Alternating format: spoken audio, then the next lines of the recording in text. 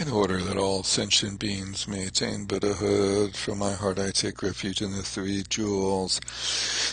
In order that all sentient beings may attain Buddhahood, from my heart I take refuge in the three jewels.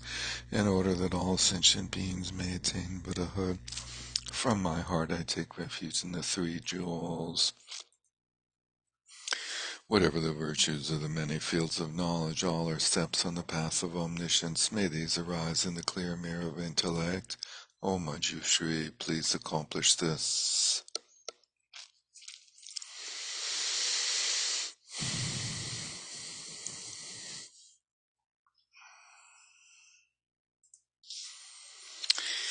Okay, good evening, welcome.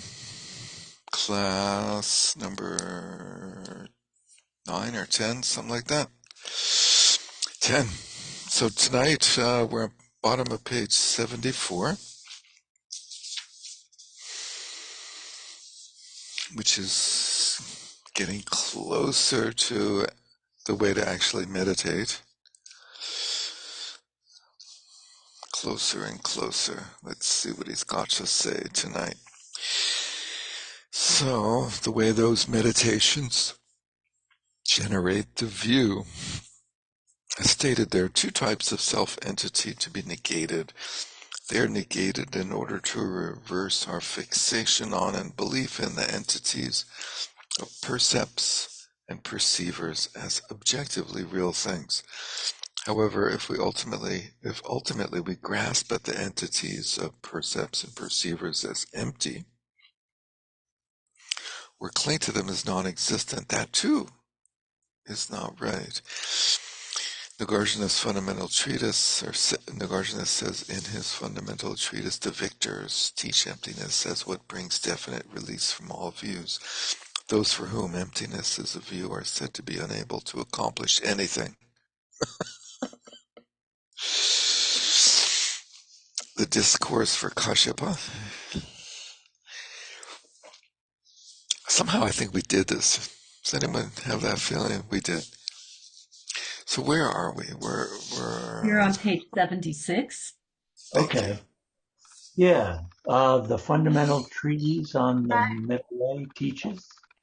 we got through I page don't have page 5. numbers like you guys. Chris, can you hold on for a second? Debbie. Yeah, we in the book we finished through the bottom of page 75. Oh, right. Okay. The fundamental treatise, as Chris was saying, states, there is no existent phenomena that is not dependently originated. There is, therefore, no existent phenomena that is not empty. Similar to what we talked about last week. Empty phenomena appear, and all phenomena are empty. Only that which is empty appears, and only that which appears is empty. All of that which appears is empty. And do not say it is empty, and do not proclaim it is not empty. Also do not say that it's both or not both. Such expressions should only be used as conventional designations. Don't make absolutist statements. It also states to say something exists is to hold it to be permanent. To say it does not exist is to view it nihilistically. Thus the wise do not abide in either existence or non-existence. The auto commentary on the Two Truths by Jnana Garba explains, therefore, the Bhagavan said things are not empty, not non-empty, not existent and non-existent, not non-arising and do not arise. It's getting pretty slippery, like you can't say anything around here. You're just going to get like shot down, whatever it is you say. Therefore, okay, so people are accustomed to engaging with their various mental constructs and are frightened by the non-existence of bases that provide their minds with grounds with which to engage. Imagine if everything around us was empty and there was like nowhere to settle that could be identified as real. Wouldn't that be scary?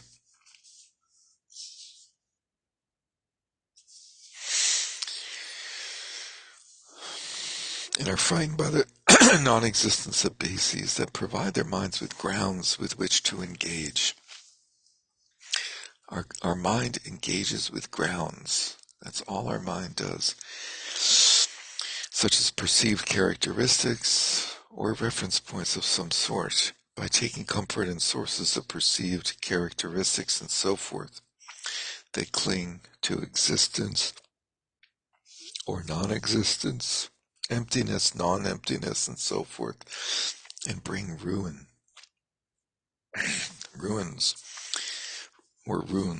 to the world. The Precious Garland, Nagarjuna says in the Precious Garland, it's a little odd to say the text observes. Shouldn't it be like the person says in that text? But people who are afraid of this baseless dharma take comfort in bases.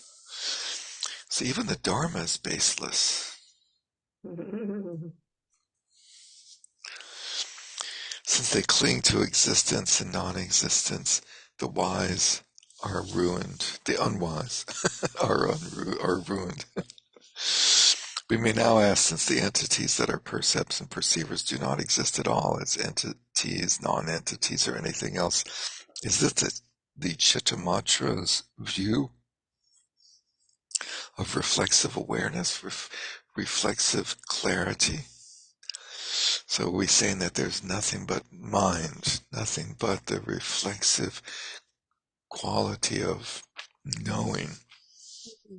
And it would have to be reflexive because there's nothing to know other than mind. So therefore the mind is knowing itself. No, it is not. Although that reflexive awareness may occur during some meditative experiences generated by certain circumstances, actually it does not exist. So the first step is that phenomena do not exist. The self, or the true existence of self and phenomena, is unfounded. And now we turn the critical eye back on our own perceiver and look at, is our mind existent?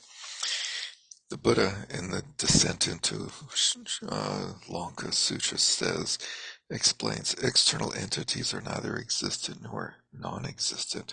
Mind is ungraspable. All views are relinquished. By virtue of understanding that, we let go of views of any kind.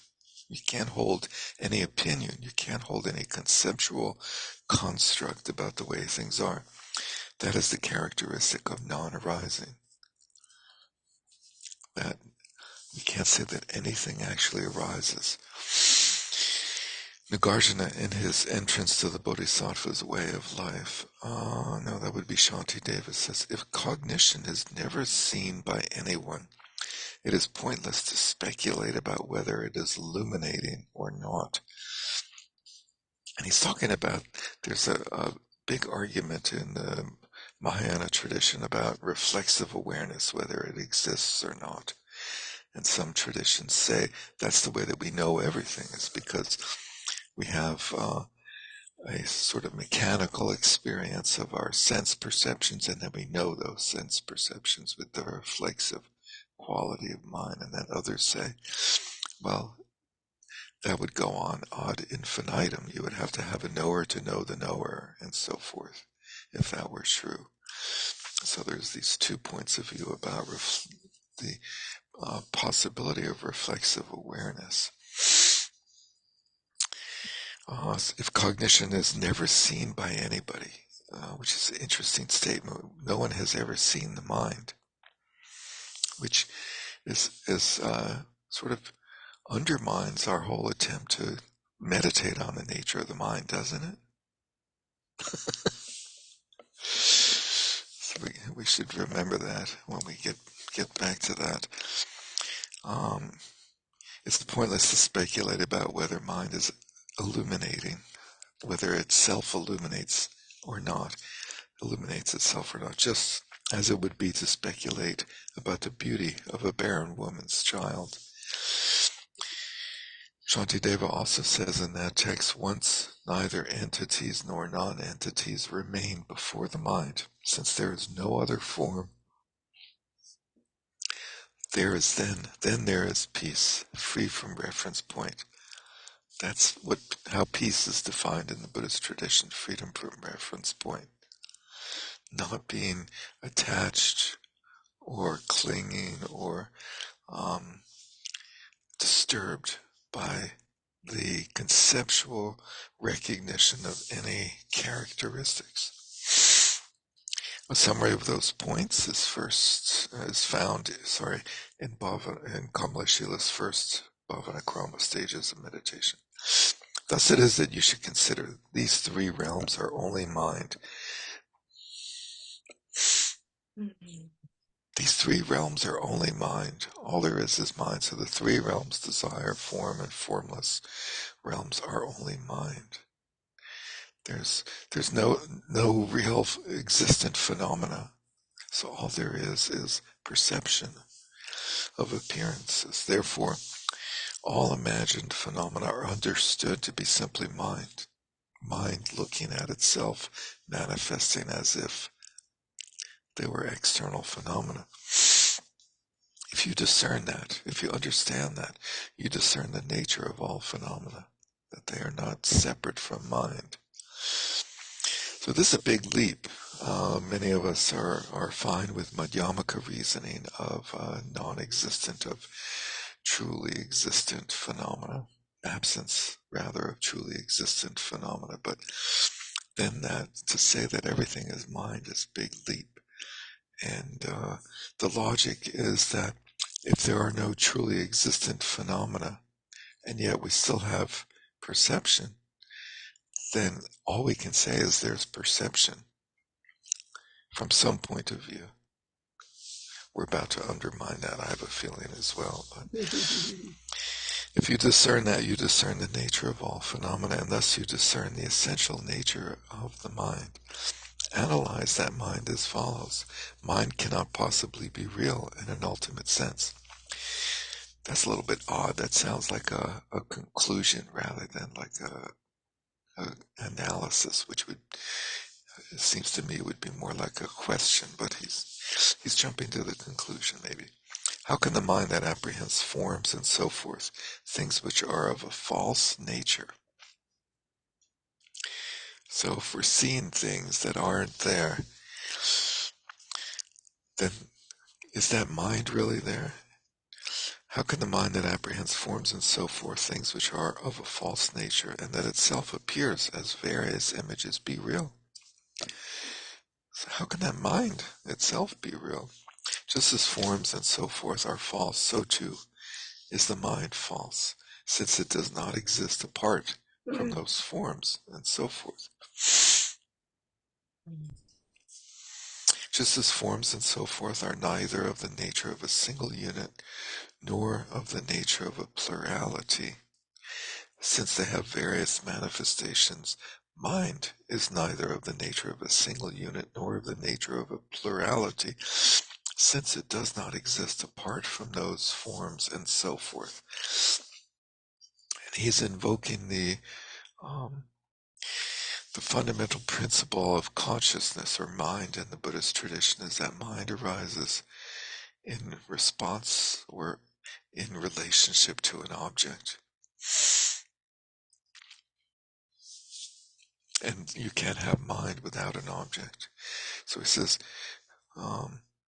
mind is neither of the nature of a single unit nor of the nature of a plurality, since mind does not exist apart from those forms and so forth. We only see mind or know mind by what mind experiences. That being so, mind simply seems to be of the nature of illusions. And so forth is a reference to, there's a series of analogies or similes for the illusory quality of phenomena, including the mind, in many of the Prajnaparamita sutras and other sutras. And there's a series of 8 and some there's 10 and some 12. And so when he says illusions and so forth, He's saying it's like illusions, a dewdrop, and so on and so forth, a mirage. And just like the mind, all phenomena seem to be of the nature of illusions, and so forth. Thus, you analyze. So, although he states it in the form of conclusions, for him this is a way of analyzing. It's a little bit odd. I don't know, maybe if it might be possible to translate it more as like a question, but I'm not sure. Therefore, when you discern the nature of mind with prajna, ultimately you neither observe the mind to be internal, nor do you observe it to be external. You do not observe it to be neither of those two.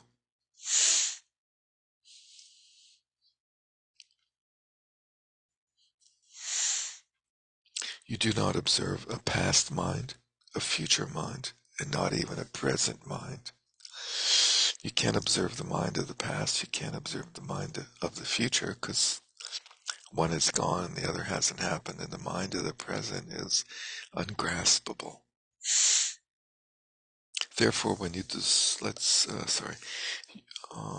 when the mind arises, it does not come from anywhere. When it ceases, it does not go anywhere. The mind is not graspable. It cannot be shown, and it does not have form. Now, we knew that about the mind, that it doesn't have form. That's like Buddhist Abhidharma 101, right? There's form and there's mind. But what is the nature of that which cannot be shown, cannot be grasped, and is not physical? The Buddha, in the Discourse for Kashyapa, which is a sutra in a collection called the Heap of Jewels, comments, Kashyapa, when you look for mind, it is not found. What cannot be found cannot be observed. What cannot be observed is neither past, future, nor present. This way of determining that phenomena are mind and recognizing experientially that mind is space like dharmata, beyond identification, is far superior to the common ways of meditating on an analytical emptiness or an intellectually fabricated emptiness. So what he's saying here is that one possibility is to use the logical reasonings of the Madhyamaka tradition, that things are neither one nor many, that phenomena are beyond cause and result, because causation and being a result have no logical coherence when we analyze them individually. And instead, by seeing the unfindability of something that's so close to us, that's the closest thing possible, is the best way to meditate. So without explaining it very clearly, he's actually pointing out how to meditate on the nature of the mind, the nature of reality, how to meditate with Vipassana. And that way to meditate is to understand first intellectually, through logical reasoning, the unfindability of phenomena, of percepts, and then the perceiver, the mind, and then to get familiar with that experience of not being able to find, which is a state of mind that can't rest anywhere, that doesn't settle anywhere, that doesn't have a conclusion, that doesn't come to the conclusion that something is or isn't, but that remains suspended, as if in suspended animation, in suspense. The mind is present, our awareness is present vividly and stably and with strength, the various qualities of shamatha as the support for looking, for insight, for analysis, and we analyze what we can't find. We look for what we can't find. And so we become accustomed to letting go of being able to conclude anything about anything one way or another, and just remain vividly present and aware and open, most importantly. Open, not shifting into a conclusion. Oh, that's how it is. As soon as you say that's how it is, you've missed the point. The point is to be able to remain without concluding anything. It accords with the following explanations. Maitreya's Ornament for Mahayana Sutras says, aware that there is nothing other than mind, they then recognize that mind also does not exist. Those intelligent ones are aware that both are non-existent and abide in the Dharmadhatu, devoid of those. And so this presentation of two stages or steps in the practice of Vipassana meditation in this tradition as presented here, in this presentation of the common Sutrayana or Mahayana tradition of Vipassana, is a series of steps that starts with understanding the non-findability of percepts, phenomena, and then understanding the non-findability of the perceiver, the mind. And this gets codified, so to speak, by Atisha in his slogans, in his Absolute Bodhicitta meditation slogans, where he says, all dharmas are dreams. Regard all dharmas as dreams. So see all phenomena as illusion-like. Regard them as illusion-like. And then analyze the nature of unborn awareness. Awareness has never come about. It's unfindable. And this then gets placed in the context of what's called the fourfold pointing out of the Mahamudra tradition, which starts with regard all dharmas as mind, is the first step. By virtue of not being able to find anything that exists separate from our mind, we understand that all dharmas are mind. And then the second stage is mind itself is empty. Now the Mahamudra tradition goes a couple of steps further, or slightly beyond what is presented here, and says emptiness is spontaneously present, and then spontaneous presence is self-liberated, which is slightly different than Atisha's slogans. Atisha's third slogan is self-liberate even the antidote, which has a quality of letting go, whereas the Mahamudra one, emptiness is spontaneous present is spontaneously present, has a quality of sort of affirming almost experience. And then the fourth one in the Mahamudra tradition, spontaneous presence is self-liberated, is another letting go.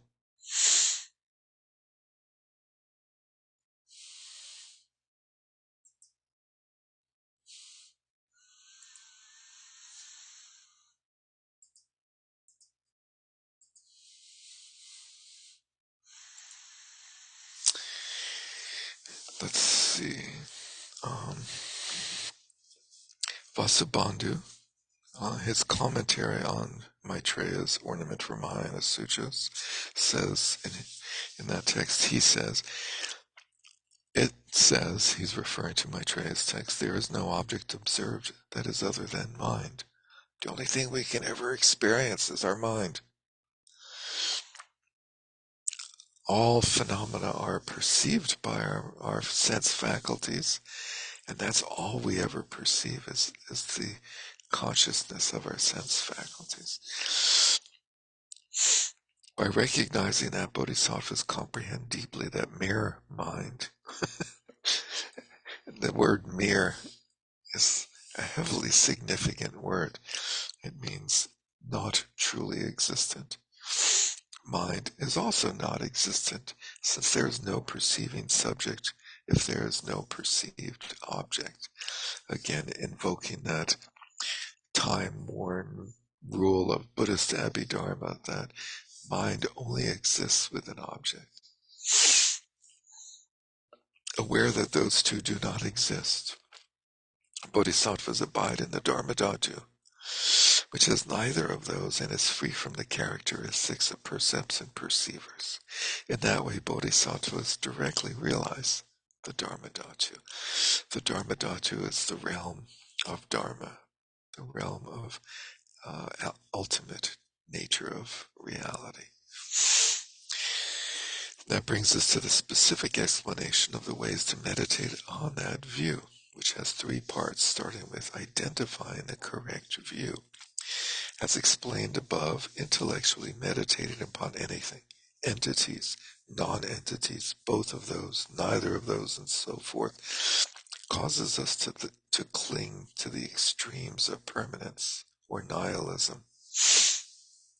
Even meditating on emptiness, non-arising, the absence of reference points, and the like, is in an intellectual way, involves a conceived object or misdirected arrogance, an arrogance that presumes that we can meditate on something. How dare you? How could you? How could you be so presumptuous? None of those are the way to meditate on the actual view. So, the first part explained above, intellectually meditated upon anything, dash, causes us to cling to the extremes of permanence or nihilism. So now we're not supposed to meditate on anything.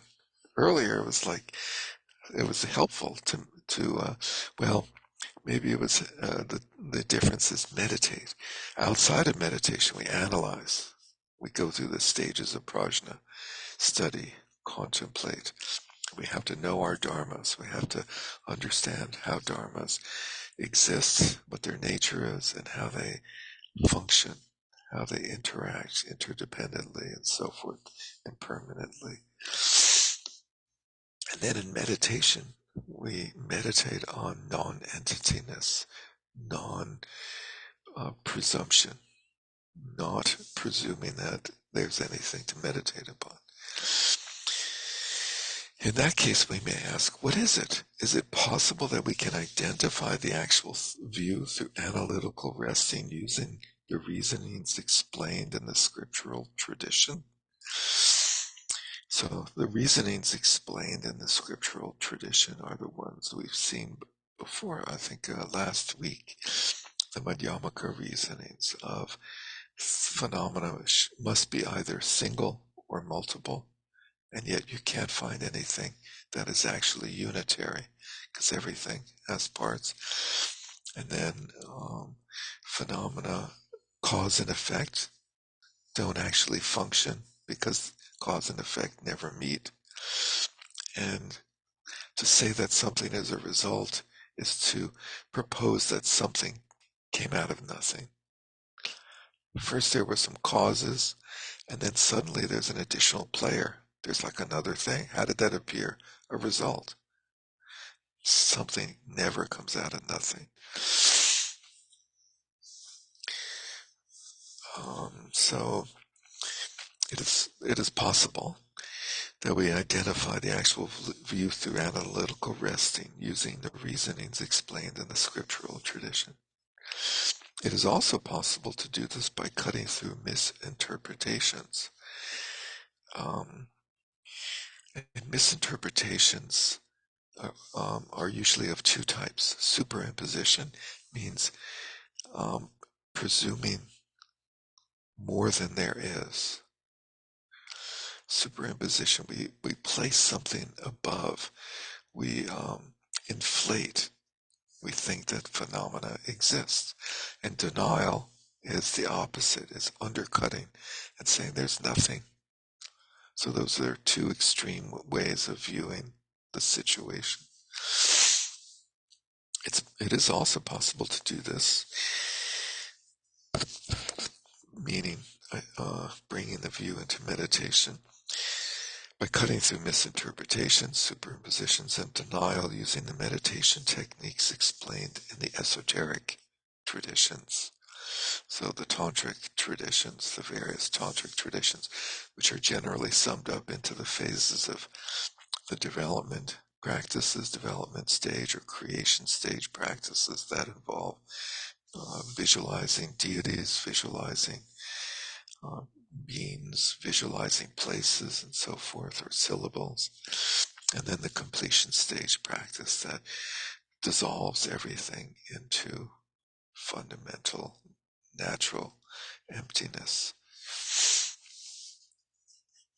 In actuality, however, we must be certain that all phenomena, what are perceived in our perceivers, are simply appearances of our own mind. And the ultimate abiding mode of our mind has never inherently existed in any way.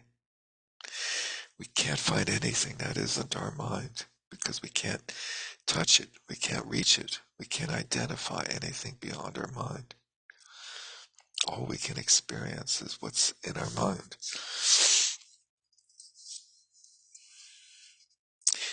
The ultimate abiding mode of our mind has never inherently existed in any way. We also can't find our mind. It is not veiled by entities or characteristics. It is free from arising, ceasing, or abiding. It remains beyond being an object for the analytical mind. It is free from identification and is uninterrupted. Something that isn't existent can never be interrupted. The analogy for mind is space, the final frontier.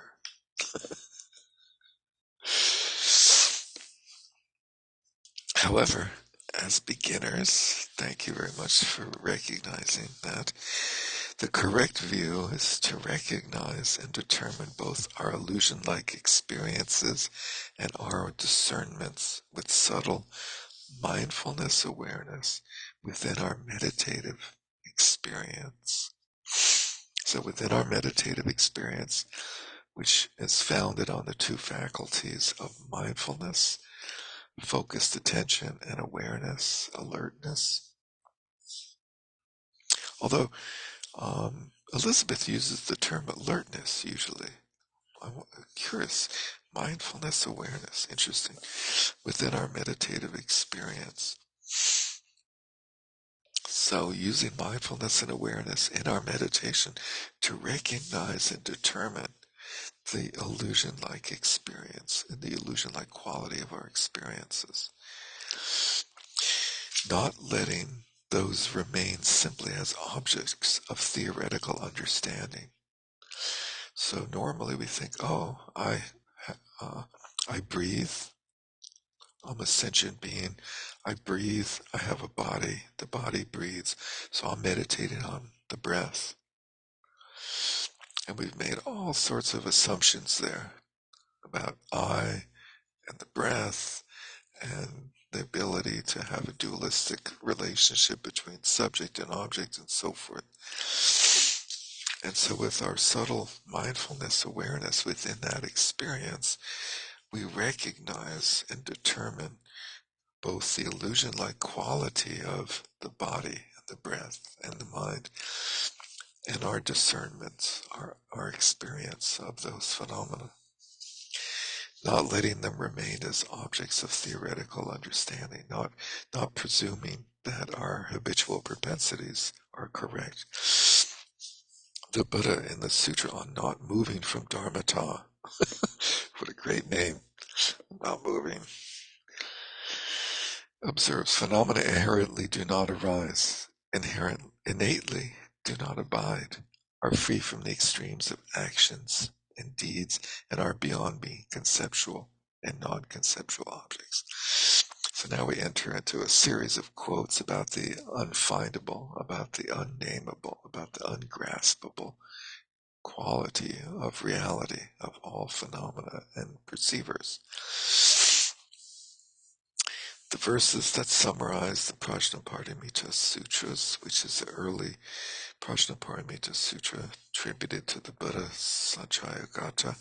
Knowing that phenomena lack any nature is the practice of the sublime Prajnaparamita. So knowing that phenomena lack any nature, how long can we rest in that conviction that all phenomena lack nature? The same text says, not conceiving of either non-arising or arising is the practice of sublime Prajnaparamita. So not coming up with some idea of, oh, all phenomena lack nature and therefore they don't arise. That would be holding a conceptual framework in our mind. That would not be Prajnaparamita. And then the sutra presenting the undifferentiable nature of the Dharmadhatu, another interesting named sutra. Mind is not physical. It cannot be demonstrated. It does not appear. It is unobstructed and is not cognizable. It does not dwell internally, externally, or in between those two. Thus, it is pure and non-existent. It has nothing to free. Mind has never been imprisoned because it's not existent. It is of the nature of the Dharmadhatu, like space.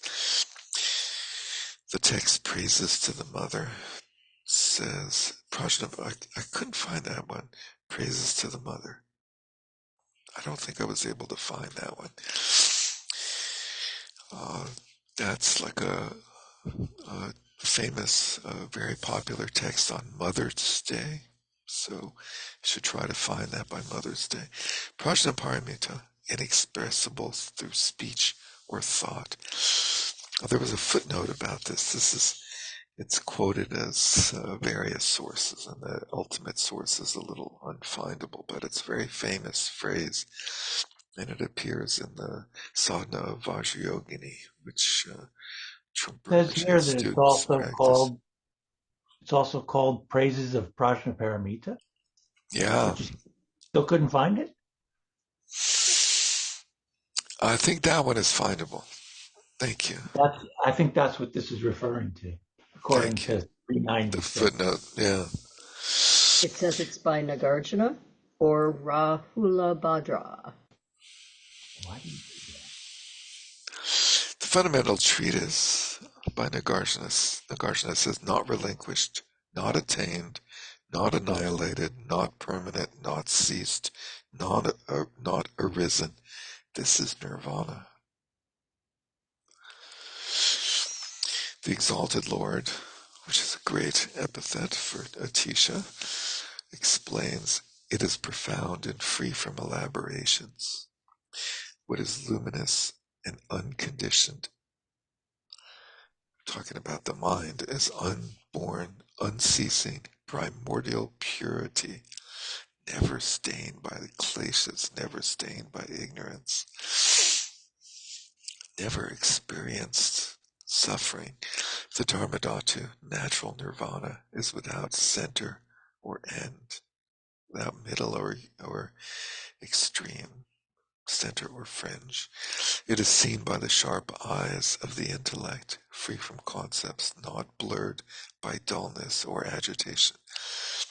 That's the first quote that has a positive spin to it. It is seen. Wow, that's a little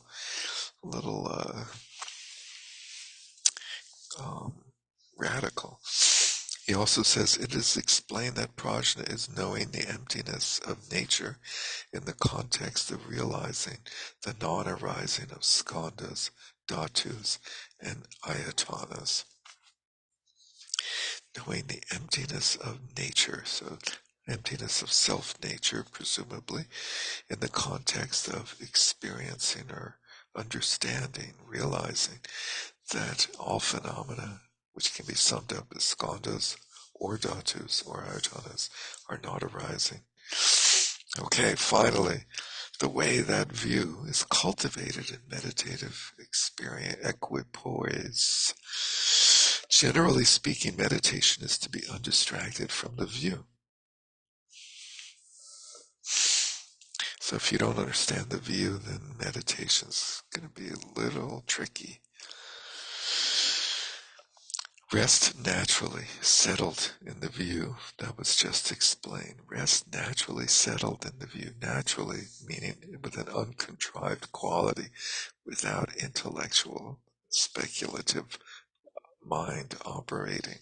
So this is the culmination of prajna, study, reflection, or contemplation, or analysis, and then meditation. All the other objects of meditation and states of attention should be given up without altering or manipulating, diminishing or augmenting, examining or analyzing. Remain naturally settled in a non-meditating mode. So we have a little Mahamudra-ish thing going on here of like not meditating, non-meditating. Meditation is non-meditation. And it's a little bit like Tilopa's famous 6 precepts: do not analyze, think, plan, or anything, but remain at rest. So without altering, manipulating, diminishing, augmenting, examining, analyzing, remain naturally settled in a non-meditating mode. And then my favorite sutra, the space-like samadhi sutra, says, with the Amrita from the genuine gurus. The Amrita is the ambrosia of the gods, the ambrosia that grants limitless life. You will know in your mind to be like space. So the Amrita from the genuine guru is a way of referring to the teachings, the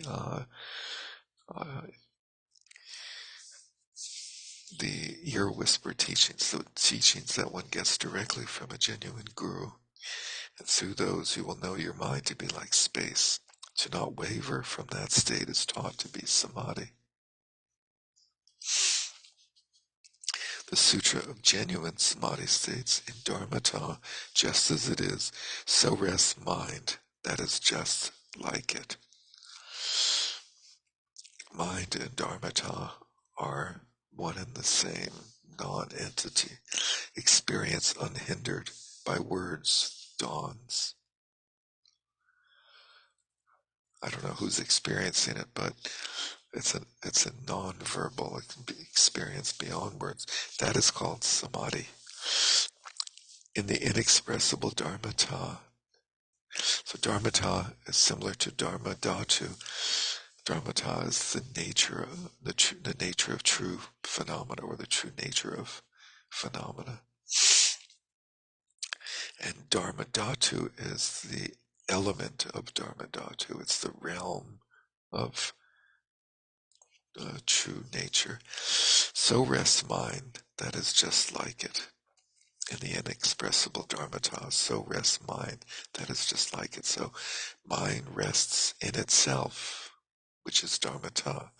Experience without limitations dawns, and that is called samadhi.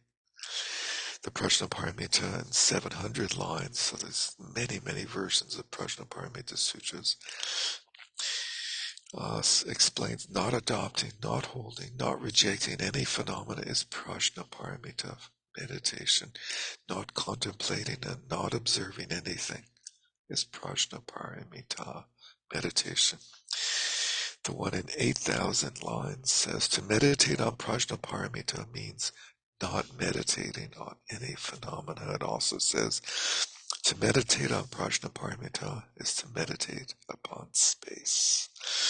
It concludes space is non-conceptual and Prajnaparamita is non-conceptual.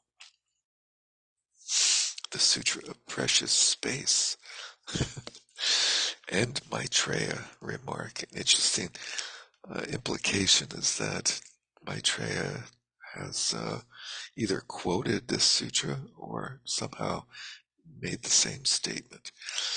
From this there is nothing to remove. From this meaning from anything, from our mind, from anything. There's nothing to remove. There's no kleshas. There's no impurity. To this mind, nothing need be added. There's nothing missing. Look truly at what is true. Look truly at what is true. Those who see truly will be free. And the Avatamsaka, famous sutra, well-known sutra, says, those who wish to enter the domain of the victorious ones should train with a space-like attitude. How many of you were into Star Trek when you were kids? See, that's why you're here, because you're into space, the final frontier, space-like attitude. Abandon clinging to concepts, thoughts, and discriminations and engage this domain with a space-like mind. Not spaced out, not Kevin Spacey, but space-like mind. Maitreya demonstrates in his ornament for the Mahayana Sutras. So this is a text by Maitreya where he takes quotes from zillions of sutras attributed to the Buddha and arranges them thematically. Intelligent ones rest in the Dharma Dhatu, the root of the excellent presentations of the genuine Dharma taught by the sages. Those steadfast in their recognition that all instances of mindfulness are mere conceptuality quickly perfect the ocean of virtues. So we have a first glimmer of a theme that becomes very important later on in the Buddhist tradition of non-mentation or non-mindfulness. Mindfulness is the act of holding in mind a subject-object framework. And while it's very helpful, or more than that, it's essential in order to meditate. As a beginner, as an intermediate student, even as an advanced student, we need mindfulness. But at some point, we have to let go of that framework because they're all conceptual. The commentary on Bodhicitta by Nagarjuna says the mind free from reference point rests with the characteristics of space. Meditating on space is described as meditating on emptiness. Atisha, the exalted Lord, explains in the Dharma Dhatu, free from elaborations, rest your mind, free from elaborations. These and many other sayings of the Mahasiddhas that contain similar explanations will be presented in the section on Mahamudra, implying that we've sort of merged into the Mahamudra tradition, which will have these very quotes and many others as the heart of its presentation. Finally, the way the view is experienced during post-meditative attainment. So the word attainment is our key to understand that this does not mean everything outside of meditation practice, but it means outside of equipoise when we're able to understand the true nature of reality. Attainment, i.e. attainment. When you experience post-meditative appearances, which are outside of meditative equipoise. In meditative equipoise, it's said that there are no appearances. So as we leave equipoise, we again experience appearances. When you experience those appearances, embrace them with energy or light touch of the mindfulness cultivated during the space-like equipoise described above. Meaning, in the equipoise described above, where we've merged our mind with space, there's nothing to hold on to with our mindfulness. So our mindfulness becomes a sort of non-mindfulness, described here as the light touch of mindfulness. In truth, appearances do not inherently exist, and yet they manifest vividly in their own mode of appearance as if they exist.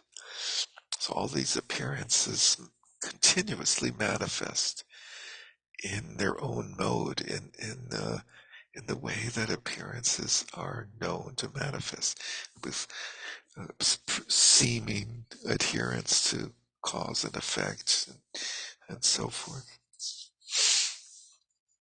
That is why post-meditative attainment is called illusion-like. So understanding the illusion-like quality of all appearances. This is referred to in many statements, such as the following, the verses that summarizes the Prajnaparamita Sutra explains.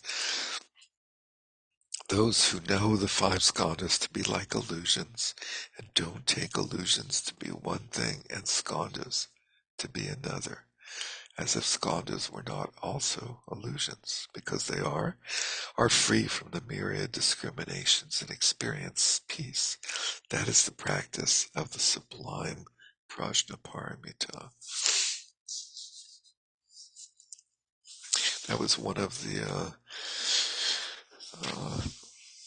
this and the next quote, the King of Samadhi Sutra says, like mirages and cities of Gandharvas, illusions and dreams, all characteristics you entertain are empty of any essence. No, all phenomena are this way.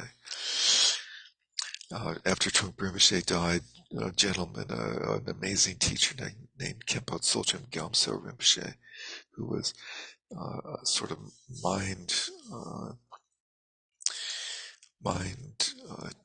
challenging combination of a yogi and a scholar, came and visited our community and taught year after year for 13 years, mostly at Karmachili, but also a little bit in Boulder and also in Halifax, and then also in Europe. And he would have us sing songs, mostly Milarepa songs, over and over. But these two verses, he also had us just repeat over and over, like for like an hour, just like over and over, repeating these verses. The meaning of illusion-like is as follows. The conceptualization of the appearances that arise to the post-meditative mind with the thought, they're not real, they're illusion-like, is called intellectually fabricated illusion. So if you're like me and you're still in that phase where you have to like say to yourself, oh, you don't exist and you don't exist, you're all illusion-like, all of you. That is a conceptually fabricated experience, and it's just a presumption that things are illusion-like. It's like sort of mimicking, like we've heard that they're illusion-like, and we have faith, which is the starting point, but it's not the real thing.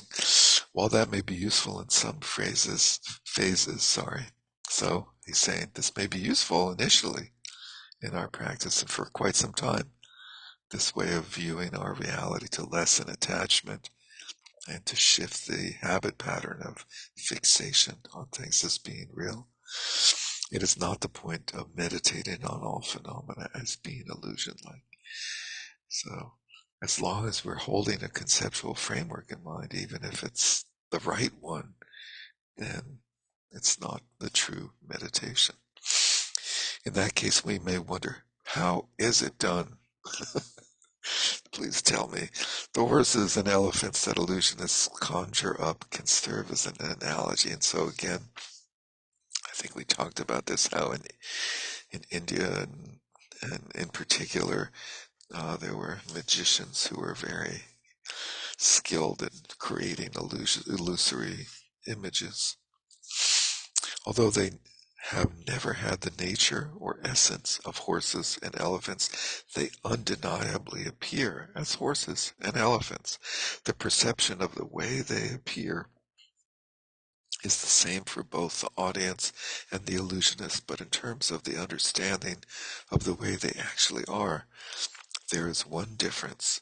One group believes those to be real horses and elephants, while the other does not. The other is a small group consisting primarily of the magician who creates the illusion, does not believe it. Similarly, in relation to persons and phenomena, it's logical that ordinary beings believe things to be as they appear. Yogins and yoginis, however, know from within, that whatever appears is simply an appearance and does not have the nature or essence of that entity. Simply an appearance. So chairs and tables and horses and elephants are simply appearances. They're not actual elephants and horses. What's the difference? Therefore, in the same way that illusionists regard their illusory creations, yogins and yoginis know that ultimately all phenomena lack any nature, and yet conventional appearances simply occur unceasingly. That's the difference. That is said to be the meaning of illusion-like, as is stated in the King of Samadhi Sutra, Samadhi Raja. Illusionists conjure up forms, creating various horses, elephants, and chariots. Those appear despite not existing at all. No, all phenomena are this way. Once you are habituated to yoga, you can mix your meditative equipoise that does not move from dharmata and your post-meditative attainment of seeing things as illusion-like. So, habituated to yoga presumably is a reference to samadhi, presumably the samadhi of joint shamatha and vipassana. And then this idea of mixing is a reference to what happens on the path after one experiences genuine, direct, i.e. non-conceptual understanding or vision of the true nature of reality. And that stage happens on the path of seeing. On the path of seeing, when one experiences the culmination of the union of shamatha vipassana focused on the true nature of phenomena as being without any essence, without any abiding nature, beyond the conceptual presumption of superimposition and denial. And that experience happens in meditative equipoise and is very short experience, relatively. I mean, it might go on for hours or days or a week. One could stay in meditative equipoise, but eventually one comes out of meditative equipoise, and then appearances, phenomena appear once again to the perceiver, based on the accumulated habit patterns that one has acquired over beginningless aeons, or from beginningless time. And then the path from bhumis, so that's the first bhumi of the bodhisattva bhumis. The path of seeing is the first bhumi. And then you have the 10 bhumis. So the remainder of the path is integrating the post-meditative attainment with the meditative equipoise. And up until the 11th bhumi, up until the sort of completion of the 10th bhumi, those are still separate experiences. The meditative experience is still more profound or ultimate than the post-meditative experience. And then when one experiences the complete enlightenment of a Buddha, there's no difference between meditative equipoise and post-meditation state. It's one continuity. So there's a very long period of time where we wear out the habit pattern of the presumption of appearances appearing to a mind in the post-meditative state. Then everything manifests as the play of dharmata. Free from dualistic perception, you attain the realization of unification. The verses that summarize the Prajnaparamita Sutras says, there is no manipulation of thinking, I am resting evenly, or I am getting up. Why? Because you understand the nature of phenomena. And there's this distinction made in the presentation of paths and the way the factors cultivated on the path overcome the obstructions to enlightenment. In that they say that the first bhumi, the path of seeing, stage of enlightenment, is called liberation. Liberation from the belief in a self, the fixation on a self. And that is overcome by understanding, by wisdom, by intellectual knowledge that culminates in non-conceptual wisdom, understanding, realization. And so that aspect of the path operates by negation, fundamentally, negating what is not true, negating false beliefs, and is fundamentally the cognitive obscuration, works on the cognitive obscuration. And then the bhumis 2 through 10 is said to be overcoming that which is the phrase is first, that which is overcome by understanding or reasoning is the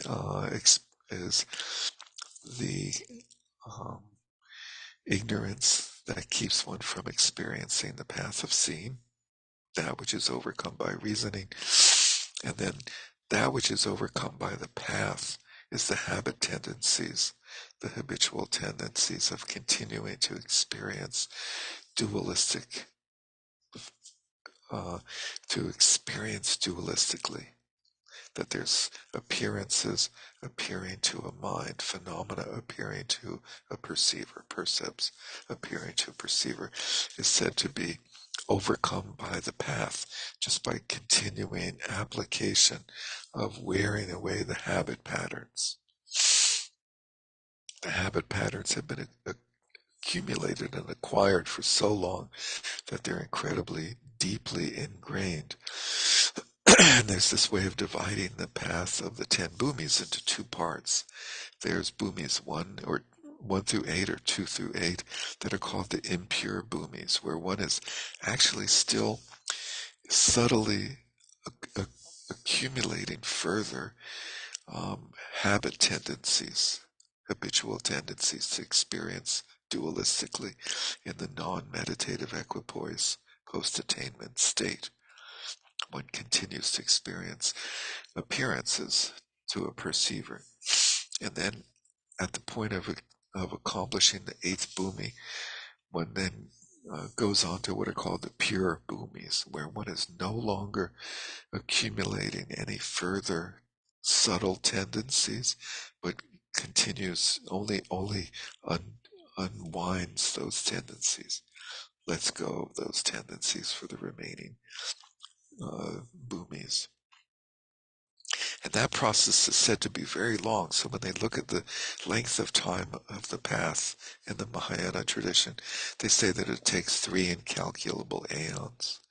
And the first incalculable aeon is how long it takes to get to the path of seeing.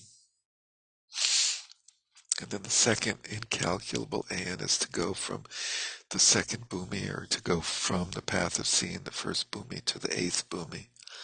And then the third incalculable aeon is from the 8th bhumi to Buddhahood. It takes that long to wear off the latent tendencies to experience as if we're experiencing something, as if there's a perceiver and a person. And so his conclusion of this section, having discovered the view for Vipassana. So first discover the view, so it's like, what do we come away with of like, how do we practice Vipassana in this tradition? We do it through the 3 stages of learning, contemplating, and then meditating. So we learn and we contemplate the view, and we discover the view intellectually through learning and contemplating, and then we bring that intellectual experience into meditation and gradually experience that view non-intellectually in meditation practice. So having discussed, and then it becomes the true view when it's a non-intellectual conceptual experience. Having discovered the view for Vipassana, when you are sustaining it, do the following. Cultivate a stream of mindfulness that is not distracted from that very view. Be watchful, with the alertness that dispels dullness and agitation, the two major obstacles to shamatha, as well as Vipassana. Arouse applied intention right within the view. So there's an active process there.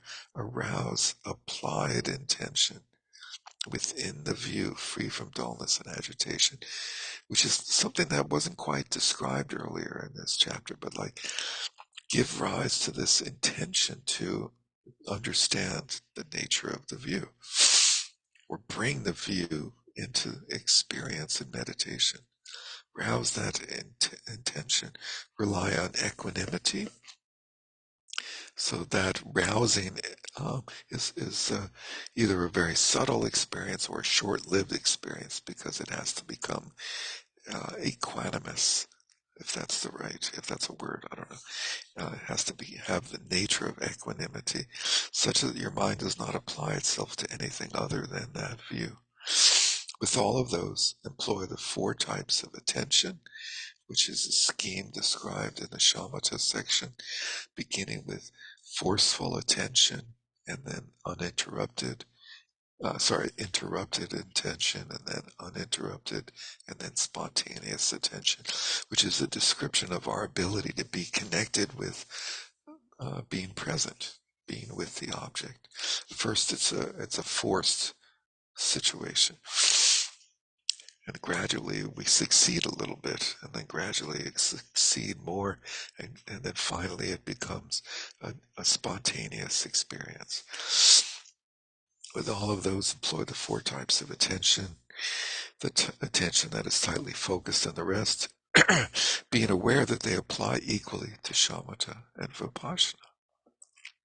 So in Vipassana also, having that same quality of going through stages of applying ourselves to the object. In this case, the object is the view of the true nature of whatever our experience is, whatever we're experiencing, the breath, the body, thoughts, appearances, sense perceptions, and so forth. As the Shravaka Bhumi, which is a text by a Sangha, Maitreya's main disciple, and a text that presents the system of meditation in the Mahayana, from the Mahayana tradition's point of view, most extensively, and has yet to be translated. That completes the explanation of the way to cultivate Vipassana.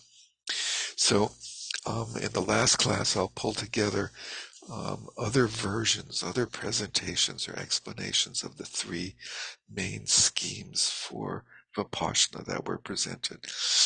And just briefly, if you go back to the beginning of the Vipassana chapter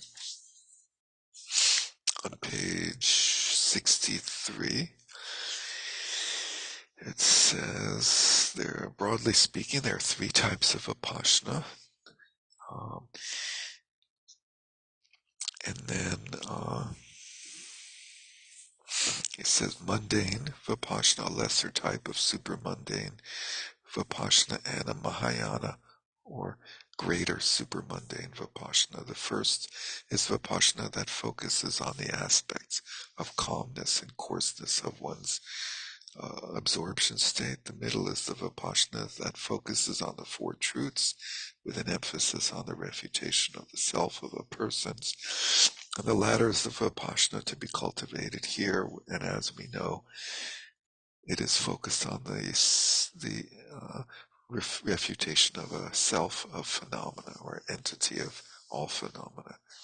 And then he quotes the Unraveling the Intent Sutra. Samdina Rinpoche explains there's 3 types of Vipassana: that which arises from characteristics, that which arises from thorough investigation, and that which arises from discernment. And the first is the prajna that engages the characteristics of objects. which is a preparatory phase of Vipassana. It analyzes, it discriminates and differentiates the characteristics of our experience, skandhas, ayatanas, and dhatus. The Vipassana that arises from thorough investigation is the prajna that understands what was not understood about the abiding state of the view. And here, what was not understood before is the true nature of those phenomena that we have differentiated and discriminated. And then finally, the Vipassana that arises from discernment is the prajna that is capable of liberation and is directed towards dharma topics that are well understood. And so the three really include a set of 2 steps that sort of go hand in hand. And the third, which is first we analyze phenomena in terms of the way they appear, their characteristics, their interdependence, their multiplicity, and so forth. And then we investigate phenomena in terms of their nature. And the third one is doing that with the object of the self of persons and phenomena, which is how we cultivate the prajna capable of liberation, directed toward dharma topics that were very well understood by the first 2 phases. So in the third one, we don't do discursive analysis. We're just bringing the meaning that we found from the first 2 steps into our practice over and over again. And that meaning is fundamentally the experience of not finding things to exist in the way that we presume to them to exist, in the way our conceptual mind presumes them to exist. So there's that scheme. On the next page, we have the 4 types of Vipassana. The Vipassana that differentiates phenomena is the prajna that focuses on quantitative phenomena. And this is usually translated as the extent of phenomena, the way they appear interdependently through causes and conditions by means of the objects of meditation for purifying behavior. So this is where we use antidotes for anger and attachment and so forth, because we understand that the way experience happens in a cause and effect way, even though cause and effect don't exist, that's the way phenomena appear to exist. And then the Vipassana number 2 that differentiates thoroughly is the prajna that focuses on qualitative phenomena, usually translated as the nature of phenomena. So we have this phrase, the nature and extent of phenomena.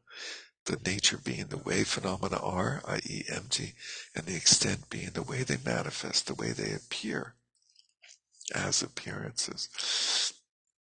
And these are said to be the domains of the 2 types of omniscience. The omniscience, which is the faculty of primordial wisdom of a Buddha, has 2 domains that it realizes thoroughly. Omniscience realizes the way phenomena are, their true nature, and the way they manifest.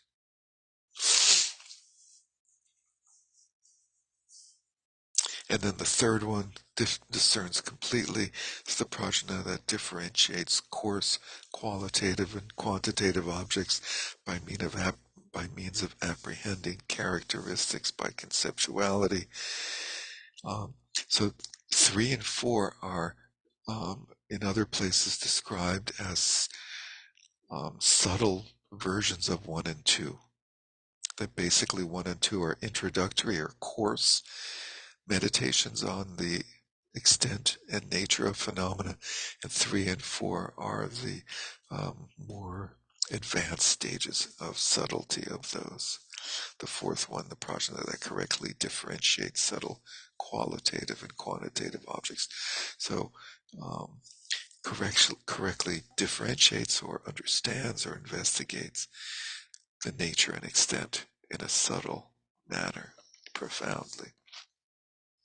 Then we have the 6 categories, which is an understanding of the way that phenomena and reality, what is their nature, what are their characteristics, and it's this standard list of 6, which seems to be a condensation of a list of 10 objects of knowledge in a text by Maitreya, and is not like a progression. It's not like you start with 1 and go through to 6. It seems it's sort of like this covers everything, and some of them are in pairs. So this one is more like a, once we understand the nature of like selflessness of persons and phenomena, then we apply that to different realms of our world, of our experience, of our understanding. The meaning of words, what an entity, what a thing is, what are the characteristics of phenomena, what are their qualities, what is time, how does time work, and reasonings. And these terms are vague, and we need to, I'll provide a number of sources that flesh these out, and we can look at these in the last class, so we'll go through those a little more. And we'll also look at Trungpa Rinpoche's presentation of the same. But now we get a few minutes to dive into the next chapter, Removing Doubts, which is chapter 4, starts on page 87. And it has 4 parts, starting with the distinctions between analytical meditation and resting meditation. Here, he's going to talk about there's some stereotypes about meditation that he's found to be inaccurate and limiting ways of understanding the situation of these different types of meditation. And he's going to try to clear them up. And so he's writing in the 15th century.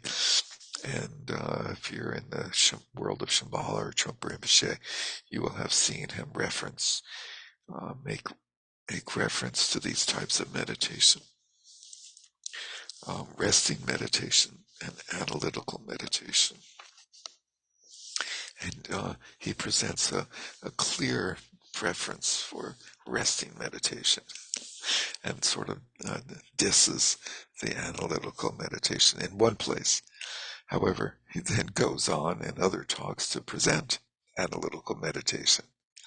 So he was a complicated presenter. You can't like simplify his presentation.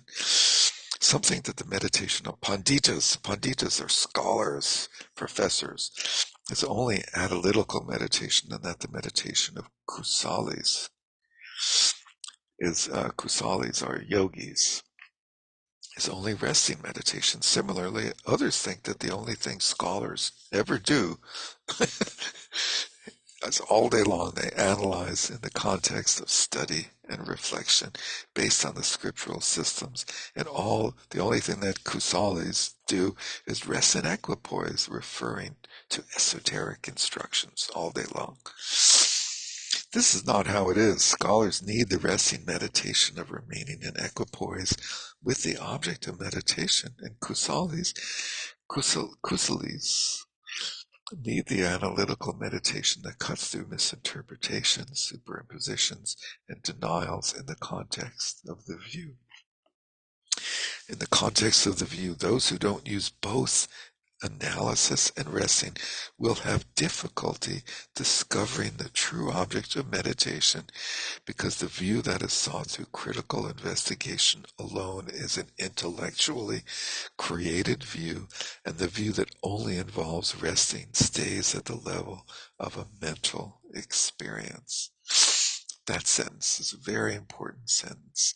It's sort of like a synthesis, a synthetic way of looking at these two traditions as being complementary and both necessary, because both of them, if pursued exclusively, have limitations, severe limitations.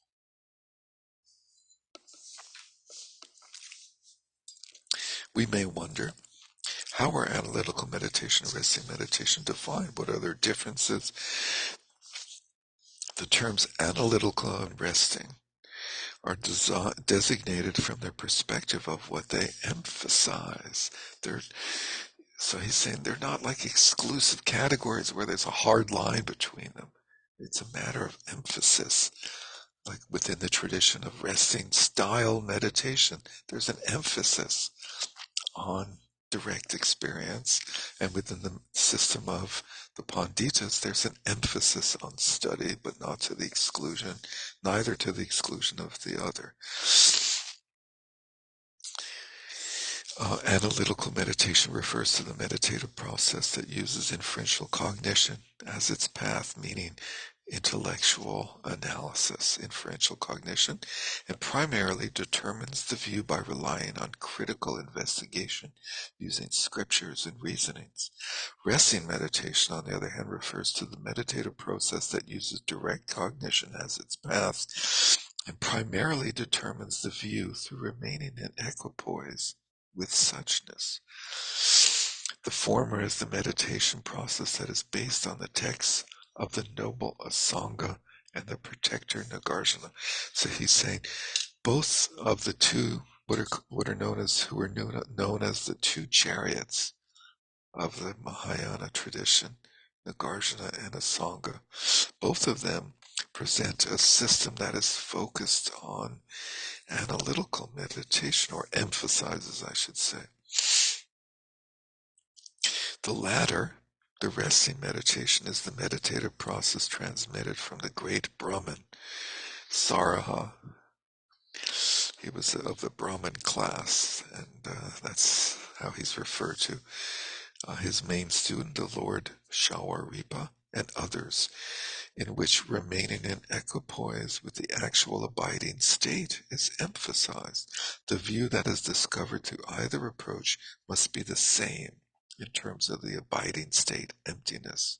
The view, which is the object of meditation, is the view, and it has to be the same, emptiness. As good Sangpa, student of, I think, Gampopa, teaches, the analytical meditation of Panditas and the resting meditation of Kusalis have the same final destination, but the Kusali approach is faster, which is why that's what is primarily presented. The Pandita approach takes a really long time to get their whole system down, understand it. It is only just possible to realize the correct view by relying on the critical investigation of scriptures and reasonings. Because such critical investigation is conceptual analysis that involves terms and reference. And Dharmakirti, who was the second of two gentlemen who championed the tradition of logical reasoning in the Buddhist tradition, has explained that cannot determine the view as a direct cognition. Direct cognition means non-conceptual. So it is only, going back to the beginning of that sentence, it is only just possible to realize the correct view by relying on the critical investigation. It's a little bit of a confusing sentence. Continuing on, there are numerous accounts about how the majority of great Panditas and Siddhas belonging to the two great chariot systems were liberated through relying on esoteric instructions such as those found in Secret Mantra. The 84 Mahasiddhas and all of the great masters in the Kagyunyingma tradition basically were all liberated by the system that emphasizes resting meditation, which is why that's what's presented primarily to us in terms of emphasis. In particular, there are stories of many great Panditas, including Naropa and Maitripa, who were unable to achieve liberation through listening and reflection, the first two prajnas, that relied upon scriptures and reasonings, but were liberated through the esoteric instructions on the ultimate essence. It seems that most Mahasiddhas of India and Tibet have been liberated solely by relying upon esoteric instructions. So some have relied on both, and many have relied exclusively on the esoteric instructions of the tantric system of meditation. That being so, those who say that generally the view cannot be realized without relying on scriptures and reasonings. So if you say that the view cannot be realized without scriptures and reasonings, then how come there's all these great Mahasiddhas that did it? And that specifically the true view cannot be realized without relying on the Madhyamaka reasonings of the father Nagarjuna and his son Aryadeva.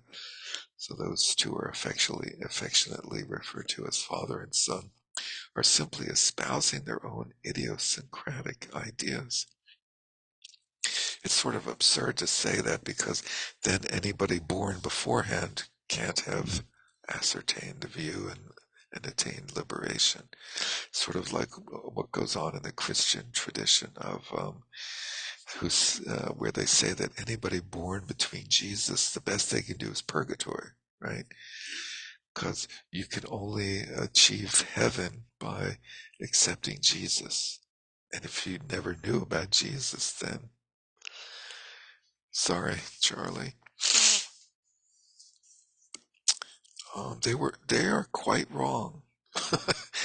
Were they right, it would mean that the true view was not realized prior to Nagarjuna's and his son's composition of their treatises included in the collection of reasonings, and that most Buddhas, Bodhisattvas, and Indian and Tibetan Siddhas did not realize the true view because they didn't focus on those texts.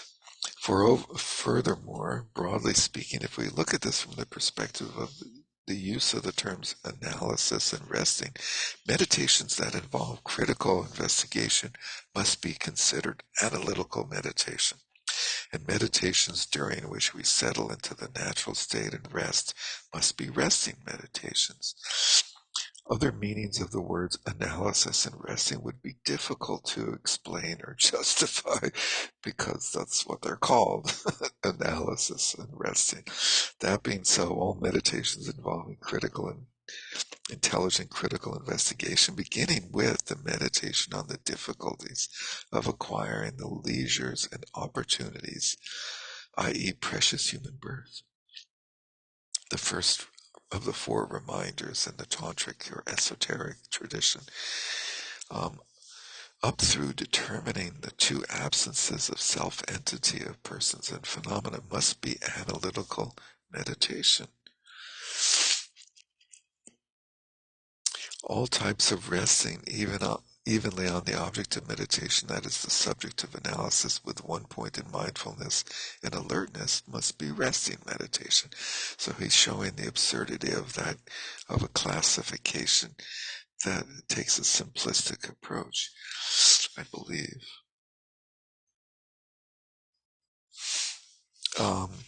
He's saying these meditations, like the precious human birth and karma and sufferings of samsara and so forth, they're analytical meditations.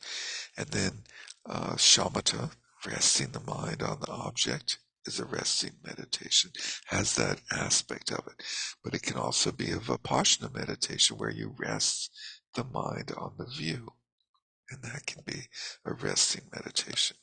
So he's getting to this point of mixing up what we normally think is that resting is shamatha and analytical is vipassana, and he's trying to mess with us on that. On the other hand, some think that when they analyze, they are unable to rest because they must analyze conceptually, and when they rest, they cannot analyze because they must settle non-conceptually. So simplistically, we think these are mutually exclusive. They regard analysis and resting as incompatible. They are wrong for many reasons. The first stages of meditation by Kamaleshila explains that prajna examines within a state of shamatha, and that the prajna of equipoise and analyzes. So the first is that prajna examines within a state of shamatha, so there's analysis in resting, and then there's that the prajna of equipoise analyzes. So within a resting meditation, which is equipoise, there's analysis. Vasubandhu's explanation of the ornament of Mahayana Sutra says that there is vipassana with both conceptuality and analysis. Vipassana with no conceptuality, but with analysis. That's the most interesting one. Vipassana without conceptuality, but analysis. How can you have analysis without conceptuality? That's a really cool one. And there's also Vipassana with neither of those two. Also, Vipassana analysis is often used to ensure that the state of resting does not slip away. And he's talking about the function of sheshan, or samprajanya, alertness in shamatha practice. That is a sort of Vipassana-like faculty that restores, strengthens, and maintains our mindfulness. For example, during shamatha, the arousing of alertness is examination occurring within a resting state. The roles of analytical and resting meditation, shamatha, vipassana. Let's see. Well, I guess we have to pause there. 89. That was exactly where we were supposed to go to, actually. So we made it all the way through. So then next week, we will not have any doubts. All of our doubts will have been removed. Oh my God, there's a lot to go through. 109, that's 20 pages next week. Okay, so next week will be that chapter, and then the following week will be looking at other sources on Vipassana. Deal? And then I was proposing that we continue on with this book for the next course. Does anybody second that opinion? All right. Might as well. We got this momentum. Might as well keep going, right? Or we could look at some Nagarjuna or some Abhidharma or Pramana logic. No. Definitely, I think she said it in the beginning. This is something you want to read slowly, like read a paragraph or two, meditate, and read more. And, yeah. So it's better that we go through it slowly. Yeah, it's a complicated text. Any final comments, suggestions, questions before we dedicate and close? Mary Beth. I was just reminded of that moment in second grade when I asked Miss Pennington about the people on the island who'd never heard of Jesus. Like, what happened to them? Second grade. Good for you. And you were like, you figured it out. It's like, this system is crazy. What was her name? Shaking her head. Sister Pennington. Shaking So her how head. many Hail Marys did you have to do for that? She was not a sister. She was kind, and she said that they would be okay. That they would be okay. They'll be okay anyway. That's great. Good for you. Second grade. Okay, here we go. Dedication. By this merit may all attain omniscience, may defeat the enemy wrongdoing, from the stormy waves of birth, old age, sickness, and death, from the ocean of samsara. May I free all beings by the confidence of the golden sun of the great east. May the lotus garden of the Rigdon's wisdom bloom. May the dark ignorance of sentient beings be dispelled. May all beings enjoy rather profound, brilliant glory.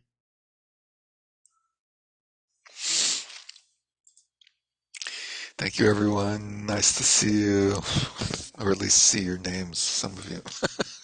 Thank you, Dad. Be well. Take care. See you soon. Bye-bye. Bye.